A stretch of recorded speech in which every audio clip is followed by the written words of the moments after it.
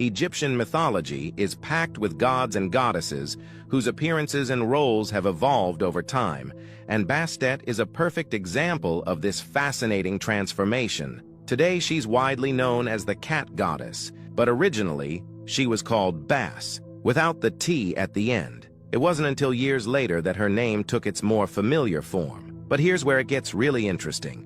The earliest depictions of Bastet didn't show her as a cat at all. Instead, she was a fierce warrior goddess with the head of a lion, embodying raw power and solar energy. As the daughter of Ra, the mighty sun god, Bastet was deeply connected to the sun and the all-seeing eye of Ra. But over time, her image softened. Her lioness form transformed into that of a sleek, graceful domestic cat, and her role shifted. She became the goddess of home, fertility, childbirth, and, of course, cats. Ancient Egyptians adored their feline friends, believing them to be divine protectors of the home. Statues and images of Bastet were placed around houses to ward off evil spirits and disease, especially those that could harm women and children. Imagine walking into an ancient Egyptian home and seeing beautiful carvings of Bastet, surrounded by cats, watching over the family with an air of quiet confidence. But that's not all.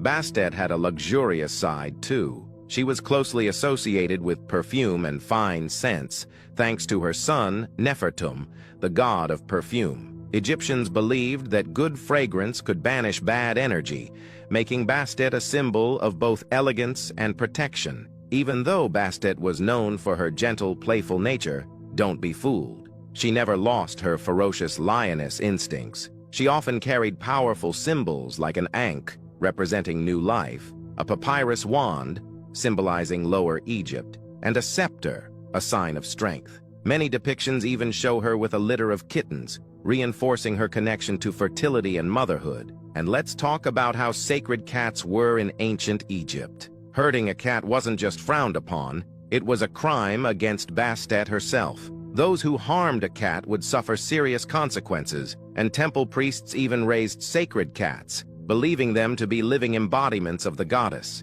But beyond their divine status, cats played a crucial role in Egyptian society. They protected grain supplies from vermin and helped prevent the spread of disease, making them essential to both survival and spirituality. Bastet's connection to protection didn't stop at the household. As one of Ra's daughters, she was often linked to the Eye of Ra, along with other fierce goddesses like Sekhmet. Both were lioness deities, but while Sekhmet represented Upper Egypt, Bastet became the guardian of Lower Egypt. Eventually, their roles diverged. Bastet embraced her cat-like form, while Sekhmet remained a fearsome lioness. But wait, it gets even better. Some believe Bastet's cat-like transformation was influenced by the ancient Greeks, who saw her as similar to Artemis, the goddess of the hunt. They even adapted her name to Bubastis and reimagined her as a moon goddess, aligning her more with their own mythology. Through all these changes, one thing remained constant.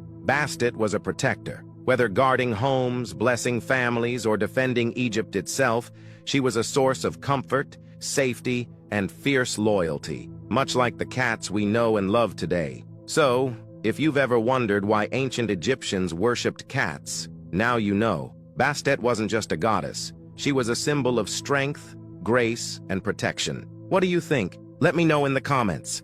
And as always, I've been your host, Myths and Legends.